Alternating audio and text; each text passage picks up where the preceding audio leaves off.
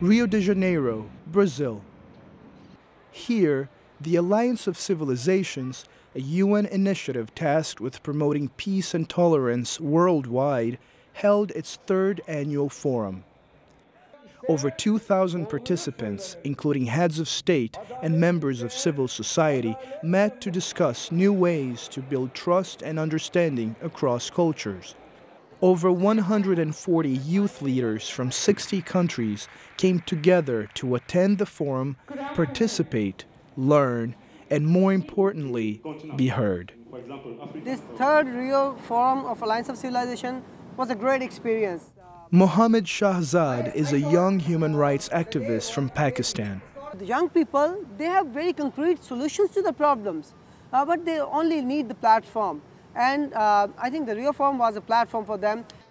These youth attendees have been actively involved in grassroots efforts to combat discrimination in their home countries, and many have been personally affected by cultural and religious intolerance, like Nela Sladojevic from Bosnia.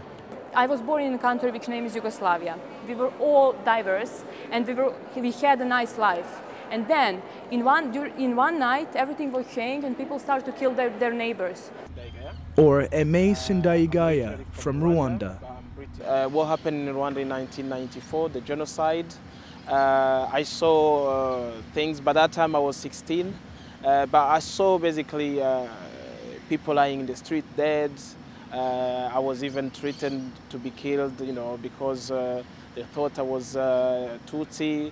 The day before the forum's official opening, they went on a guided tour of Rio's most culturally and religiously diverse neighborhood, the commercial district of Saara. The youth were greeted by the former president of Portugal and High Representative for the Alliance of Civilizations, Mr. Jorge Sampaio. It's important to show that by really cross-fertilization of habits, of cultures, of dynamics, one is going across what is necessary to improve understanding. We belong all to the same world, and we have to live together. The neighborhood is home for a large number of migrants of European, Middle Eastern, African, and Asian descent. The walk aimed at showing how a vibrant neighborhood can stem from the peaceful coexistence of diverse communities.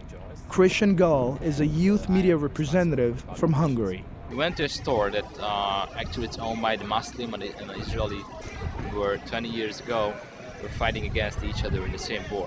And right now they are as friends and having the same store. They have very diverse background.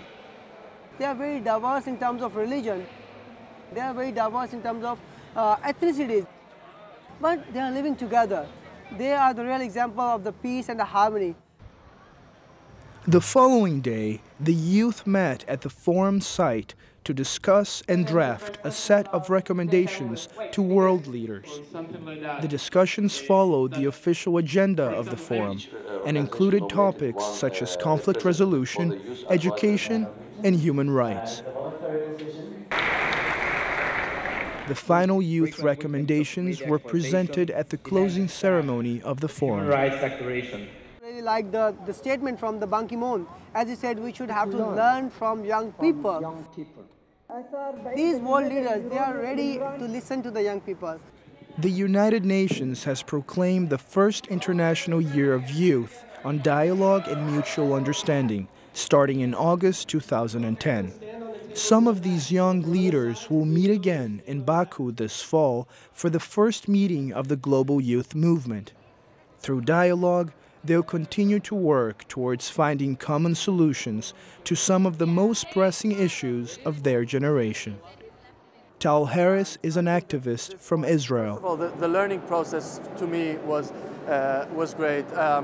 It's very easy to lose your faith in human beings and in humanity when you're living in a conflict like I am. These past couple of days allowed me to reiterate that faith within myself.